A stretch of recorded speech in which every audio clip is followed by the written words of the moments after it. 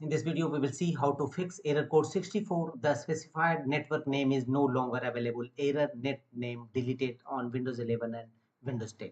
If you are also facing such type of error code, then here are the fixes. The first workaround is open control panel in your system. In control panel, scroll down and look for the option Windows Defender Firewall. Temporarily disable Windows Defender Firewall. Here from the left side,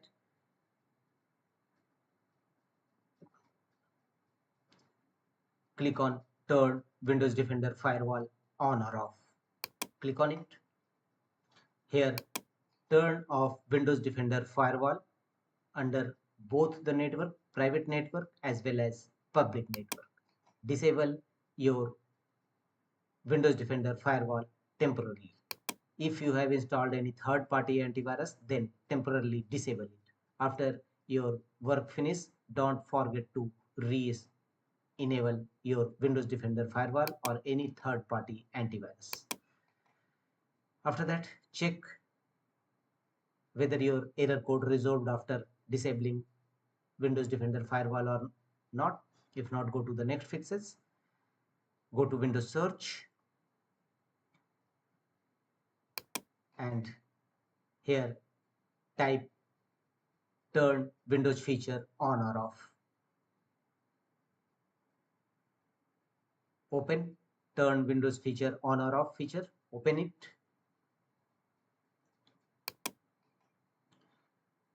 Here scroll down and you will find the option SMB 1.0 CIFS file sharing support. Expand it and make sure that all its component is enabled on your system.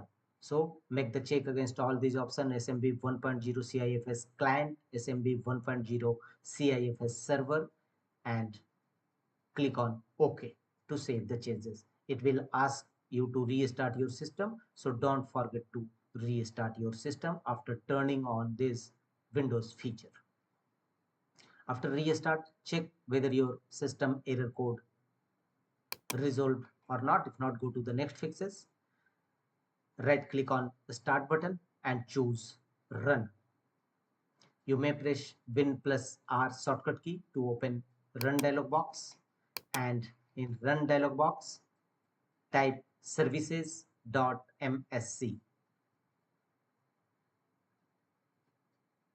This command will open services windows in your system. Services windows will now open. Here under available services list, scroll down and look for the option computer browser. Simply right click on it, and if you found it in start mode, then restart it, otherwise, and set a startup type as automatic. Click on apply and OK to save the changes. Save the second services, you will have to start or restart and set a startup type as automatic is. Scroll down and you will find workstation. Same process, apply a double click on it to open its properties and set a startup type as automatic, and if you found it in stop mode, then start it first and set a startup type as automatic. Click on apply and OK to save the changes.